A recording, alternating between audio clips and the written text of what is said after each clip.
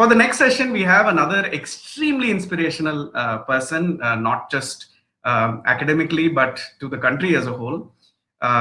He's got laurels and distinctions aplenty in the field of economics, looking at macroeconomics.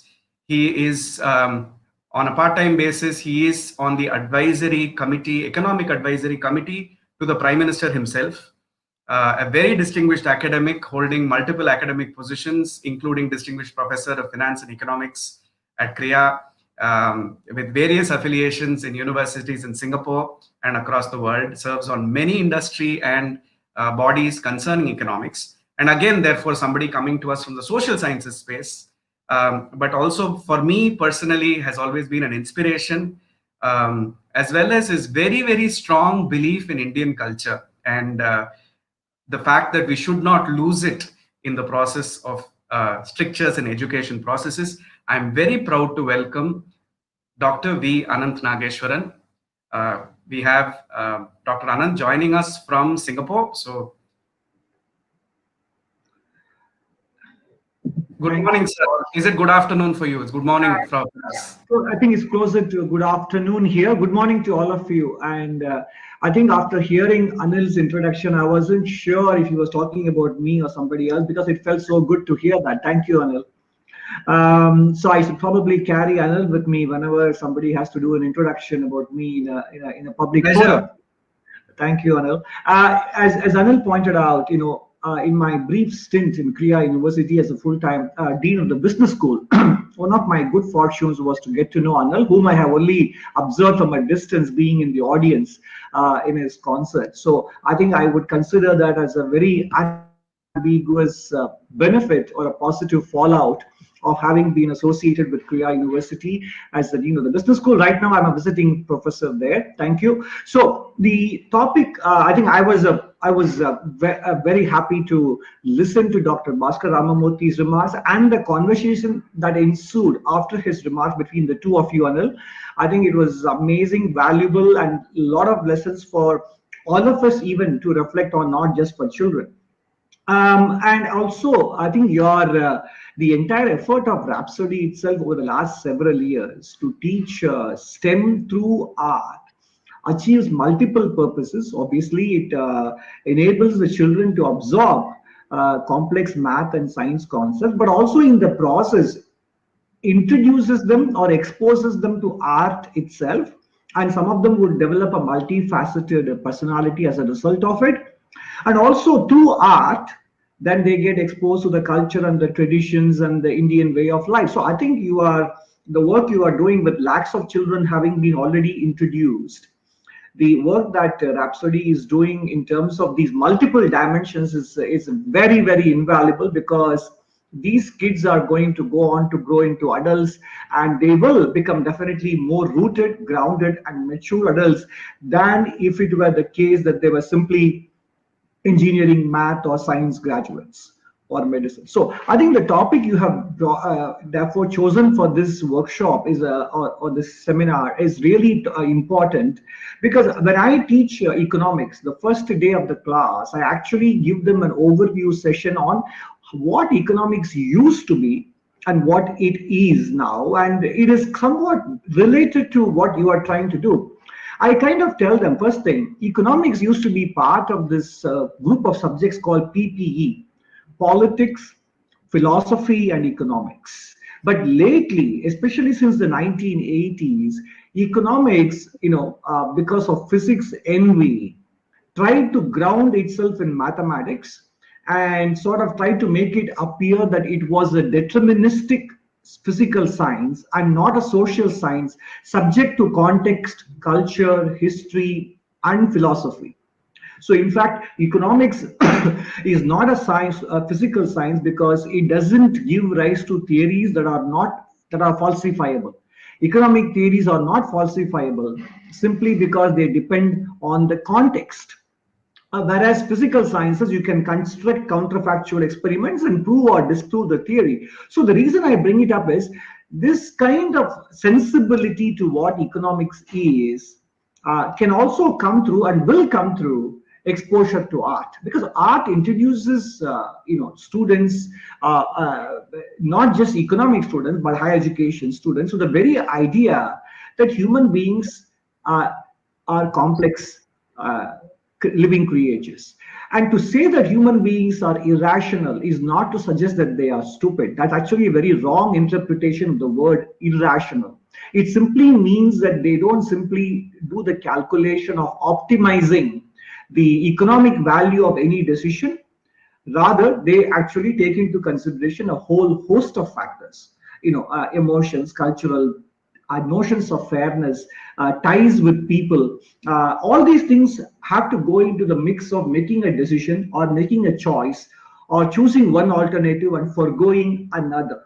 So it is purely, the word irrational simply means that your calculations are simply not only based on cold-blooded logic. So in that sense, uh, uh, exposure to art actually makes human beings irrational in that sense. And element of irrationality means to give recognition to the complexity that human beings have to negotiate when they make choices. And art introduces them to that irrationality, to that complexity, and to make them appreciate things well beyond very narrow criteria and technicalities, which are very important when they have to deal with interpersonal issues. Because if you go into public policy space, with which I am familiar, one of the things that you learn very quickly is that public problems are what they call wicked problems. They are not benign problems. The word wicked is not so much used in the sense of malevolence, but purely in terms of complexity. There are no logical beginnings and logical ends. It is not as if you have a problem statement, you come up with a few alternatives, set up a criteria, you decide which alternative to choose, you execute, and then you monitor. It doesn't work that way. There is, as we say, there is something called political economy behind every economic decision. Similarly, these kinds of awareness, the wickedness comes, the wicked nature of the problems we deal with in societies, the complexity is introduced to students through their exposure to art, because it deals with emotions. Of course, the important thing in that is, not only it deals with emotions, but also makes people understand and reflect. Because art is nothing if it is not reflective. And today, art is being, in fact, channelized or even sort of deployed, not to reflect, but also to pass instant judgments on complex matters. And some of the artists are guilty of doing that. So, but art actually is to be channelized or galvanized or deployed for the purpose of learning how to reflect, learning how to go inward rather than outward, and so that we understand ourselves better, because that is the precondition to understanding the world around us.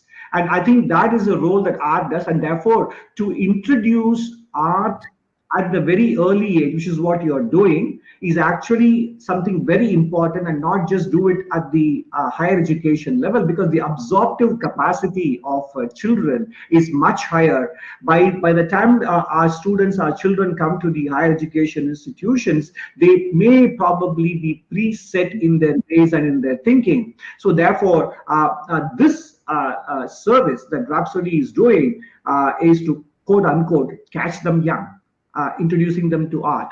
Of course, one question that listeners may ask is, if art is so important and enables human beings to reflect, to understand complex emotions, then how come that sometimes artists themselves don't reflect these qualities? And that is the paradox, and that is the nature of the Maya, or the illusion that human beings are always subject to. So I think I will leave my prepared remarks with that thought, that ultimately any technique or any exposure to art should naturally better not only the listeners, but also its practitioners. Without that, it doesn't serve its purpose. Thank you, Anil. Over to you. Thank you, Dr. Ananth. I have an answer to that particular dilemma that you put us in, and that is to say that artists also need to be grounded in policy, economics, and other sciences in order that their emotional side of their decision making is balanced with the more rational side. I think it is the reverse for them. That's Right. that's Right. what you In see. fact, you're absolutely right, Anil, because then even artists sometimes approach it as a matter of technical proficiency Right. to be mastered through practice, and then you render it, but then ultimately the purpose behind that art form is lost, just as Exactly. the purpose behind education is lost. Similar affliction exists here as well. Yeah, that's the point. Thank you. And I want to thank you especially for bringing in the point about human complexity.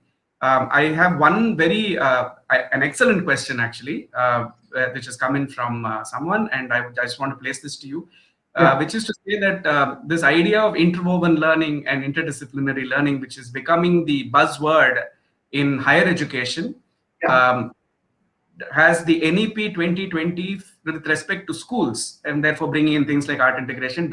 Is it geared towards that? Is it geared towards also finding a continuity in higher education?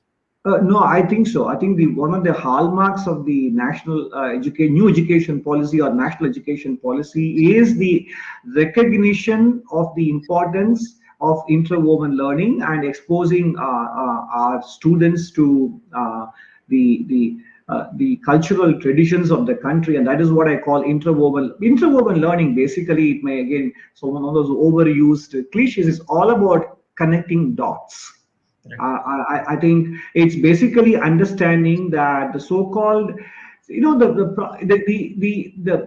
malady of so-called expertise or these over-educated elites is to think that problems can fit into the boxes that you have defined for them, but that is not how it works. So in some sense, you have your own pet theories and you want to shove problems into that theoretical box and then say this is the answer. It Right. ignores the cultural history, the political history, the habits and the traditions of the people, which are all contributed to evolving a certain practice. So in that sense, interwoven learning is all about appreciating all of these elements, and I think the new education policy goes a long way towards incorporating these elements, which, as you know very well, we had tried to do at the business school in Krea University as well. Right. Thank you, Dr. Ananth, and it's very, very kind of you to spare your time for us this morning or afternoon. I know you have another seminar today, which you are doing, which many of us are attending, and you have many more coming up next week. On behalf of both Macmillan and Rhapsody, Macmillan, of course, being our partner here, and Rhapsody, the organization that I founded and run, thank you so much for your time, and look forward to hearing more from you. It's good to have people who have the 30,000 feet view and who are dealing with complexity at policy making level, also sort of endorsing this art integration idea so emphatically. Thank you, sir. Thank you so much for your time. Anil, I thank you so much for the opportunity. I just want to point out that, while in the last 1 week, one has been only dealing with numbers and revised estimates, budget estimates, deficit to GDP ratios, etc., it was really a wonderful opportunity to step away from all of that, at least for briefly for 10 minutes, and focus on the real issues that matter to nation building. Thank you for the opportunity in that sense. Thank you.